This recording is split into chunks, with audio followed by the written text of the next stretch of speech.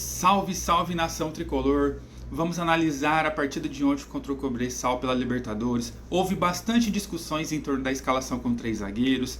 Alguns argumentam que diante da fragilidade do Cobressal não seria necessário iniciar com 3 zagueiros, enquanto outros destacam que essa formação proporcionou maior segurança defensiva, permitindo que os alas avançassem mais. Pessoal, é relevante observar que a intensa pressão da torcida sobre o treinador influenciou na escolha por uma formação mais conservadora. E isso é óbvio, ele não ia arriscar, né? Então, essa cobrança exagerada que o Carpini está tendo atrapalha a forma dele trabalhar, de tentar coisas novas e tudo mais. Uma grande parte da torcida expressou descontentamento, alegando que o desempenho do São Paulo foi abaixo do esperado. No entanto, a realidade foi um pouco diferente.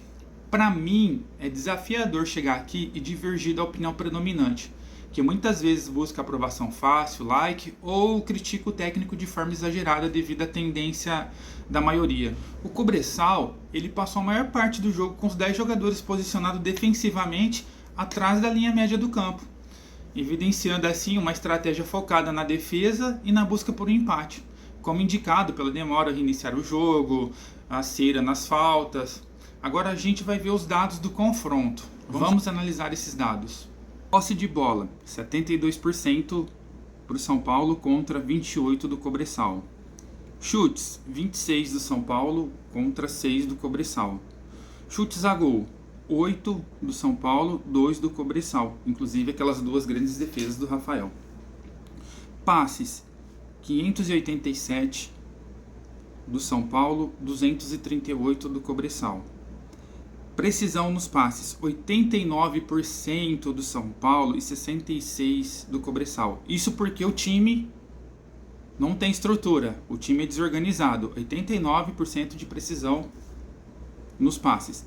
Por isso que às vezes eu acho que a cobrança está acima da média, né? Se a precisão nos passes fosse de 20%, 25%, estaria mesmo o time desorganizado, mas 89% de precisão.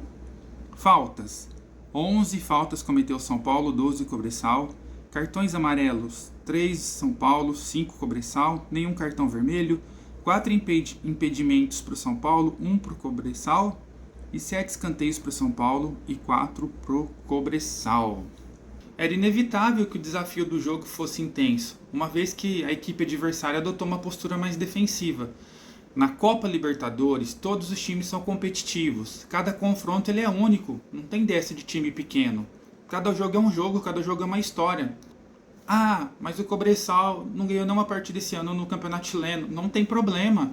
Recordemos o exemplo do Boca Juniors no ano passado, que, apesar de um desempenho medíocre, discreto, alcançou a final do torneio com mais empates do que vitórias, decidindo a sua passagem para as próximas etapas da competição nos pênaltis. Antes do jogo contra o Cobressal, eu antecipei um placar apertado de 1-0, dada a esperada complexidade do embate. Surpreendentemente, tivemos a oportunidade de marcar 4 gols ou mais. Contudo, aprimorar a eficácia nas finalizações e um pouco de sorte adicionais seriam benéficos. Mas o problema não é do técnico, o problema é do jogador, é fundamento, chutar no gol, finalização. Então assim, não dá para jogar tudo, amputar tudo ao Carpini. Vocês já perceberam que tudo que o Carpini faz, a maioria da torcida critica? Se ele entra com o esquema 4-2-4, reclama. Se é o 3-5-2 do Muricy, reclama. Até nas substituições que tanta torcida cobrava, né, os torcedores reclamam. Se não substitui, o cara é burro. Se substitui, o cara é burro porque substitui mal. Daí você percebe que é uma perseguição sem fundamento, exagerada. Igual as avaliações que eu vi dos jogadores em algumas páginas por aí. Todas de 5,5 para cima. Mas a do técnico é 3,6. Não tem fundamento, é estatística. A média do técnico, a nota do técnico é a média dos jogadores. O técnico não entra em campo para jogar. Então como que eu tenho uma média maior do que 3,6, né? E a média, cheguei a fazer a conta, tá? Para quem não sabe, eu sou formado em engenharia e analista de desempenho, análise de dados. E estatística está no meu trabalho. Então, eu fiz essa média ponderada de todos os jogadores. A média do técnico teria que ser 6,6 e deram 3,6 para ele. Então você vê, ou a pessoa não entende nada de estatística ou apenas é perseguição. Se o time foi bem, o treinador também foi. Se o time foi mal, foi todo mundo mal. É estatística isso. Não é o Carpini que erra o tanto de oportunidades que o time teve. São os jogadores. Teve a substituição do Igor Vinícius. Eu achei que o Igor Vinícius fez uma bela partida. Eu não tiraria.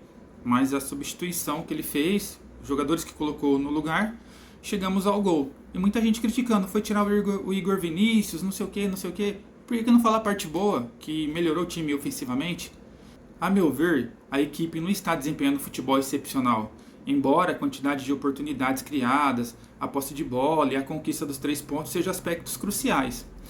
Certamente, há margem para aprimoramentos. Tem ainda o que melhorar. Mas a situação não é tão alarmante, terra arrasada igual alguns sugerem. Ninguém fala nada de bom do treinador.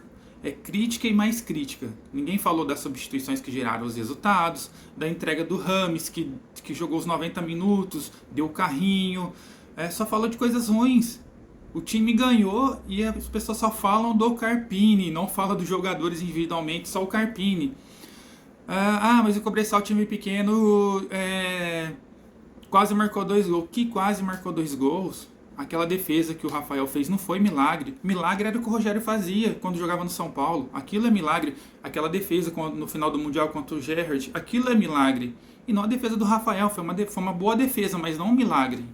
Bom, dito isso, pessoal, o Carpini ele necessita de tempo para implementar melhorias. Foram apenas 16 jogos na frente do clube, com apenas 3 derrotas. É essencial que a torcida apoie e cobre desempenhos insatisfatórios. Isso sim, cobrar os desempenhos insatisfatórios, ao passo também que elogia as partes positivas. Não é só criticar, tem coisas boas ali no trabalho sim, tá? E a gente tem que olhar as coisas de uma forma mais ampla. É muito mais fácil criticar o trabalho e de acordo com a massa do que você ir contra, né? Você ser uma voz dissonante. No próximo sábado, nos aguarda mais um desafio, um jogo complicadíssimo contra o Fortaleza. É fundamental manter nosso apoio à equipe para que possa desempenhar seu trabalho sem pressões excessivas. Essas pressões atrapalham o time, atrapalham o técnico, atrapalham o trabalho, a diretoria, todo mundo. Prejudica até você, o torcedor que está indo contra. Um abraço e vamos São Paulo!